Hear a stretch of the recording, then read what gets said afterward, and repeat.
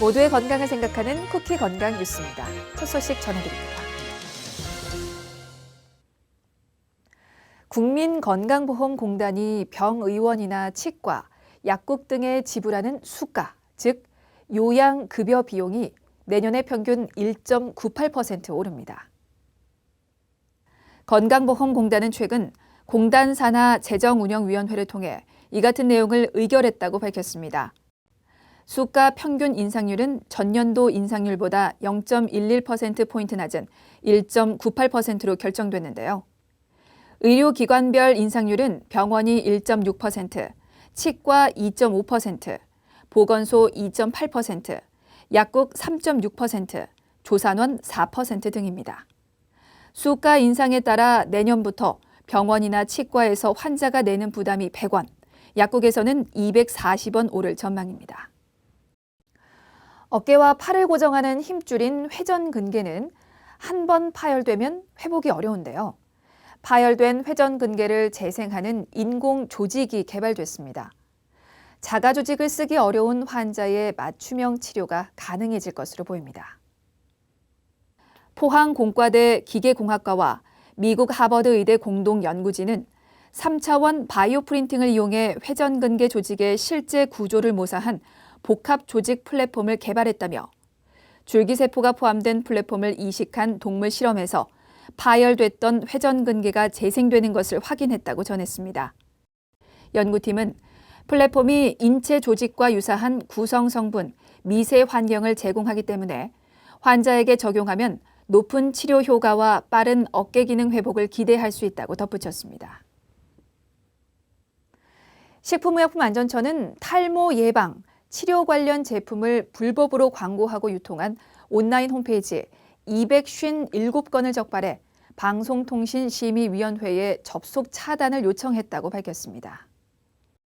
적발된 광고는 탈모 치료 의약품을 불법 판매하거나 이를 알선한 광고가 133건, 탈모에 효과가 있는 것처럼 오인할 수 있는 화장품 광고 64건 등입니다. 주요 사례로는 중고거래 사이트에 의약품 교환 나눔 게시물을 올리거나 두피관리기라는 제품을 팔면서 모발 성장 촉진 같은 문구를 넣은 경우 등이 있습니다.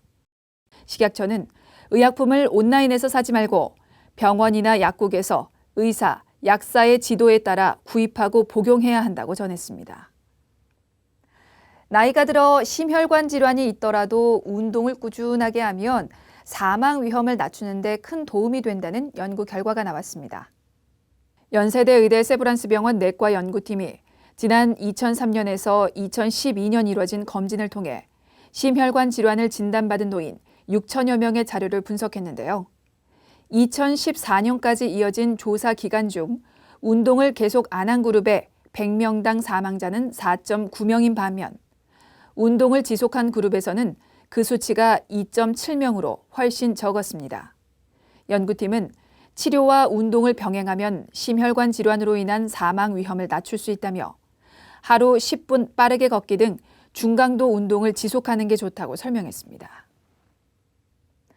원래 가졌던 암 외에 새로운 암이 생기는 2차 원바람 환자의 절반 이상이 직간접 흡연자인 것으로 조사됐습니다. 동남권 원자력의학원 핵의학과 연구팀은 2차 원바람 판정을 받은 500여 명을 대상으로 흡연 유무를 조사한 결과 51%가 직간접 흡연자였다고 전했습니다. 연령대별 흡연 비율을 보면 50대 이하는 35%로 비교적 낮았지만 나이가 들면서 높아졌고 60대에서 가장 높은 흡연율을 보였습니다. 연구팀은 지속적 흡연은 2차 원바람의 원인이 될 수 있으며 치료 뒤 생존율에도 나쁜 영향을 미친다고 강조했습니다.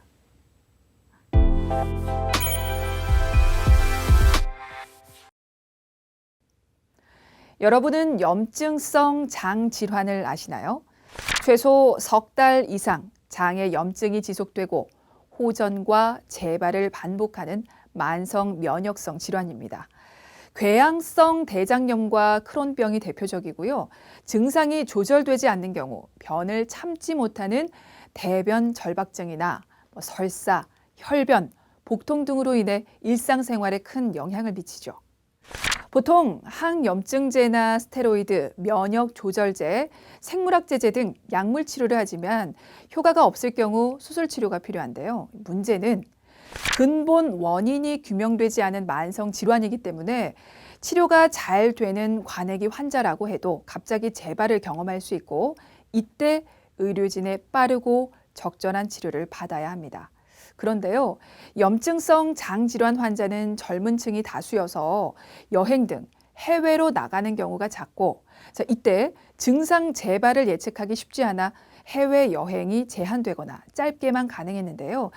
이제는 염증성 장질환 환자도 일반인처럼 해외 여행을 다녀올 수 있는 방법을 알아낸 것 같습니다.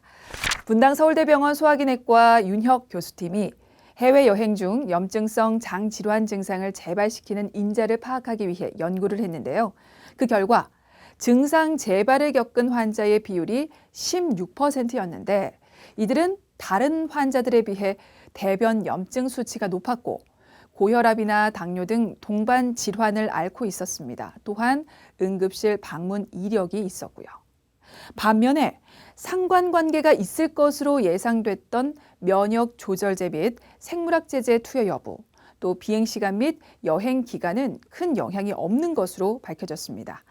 결과적으로 연구팀은 해외 여행을 계획하는 염증성 장질환 환자들은 여행 전 대변 염증 수치와 동반 질환을 확인하고 담당 전문의와 상담을 통해 여행 중 치료 계획을 잘 준비한다면 일반인과 동일하게 해외 여행을 할 수 있을 것으로 예상했는데요. 윤혁 교수는 관액기 상태이고 대변 염증 수치가 높지 않으면 큰 걱정 없이 해외 여행을 다녀와도 될 것이라며 생물학제제 치료를 받는 경우에는 정맥 주사 일정을 조정하거나 자가 주사 키트를 여행 시 챙겨가야 하므로 여행 전에 미리 주치의와 상담을 권장한다고 설명했습니다.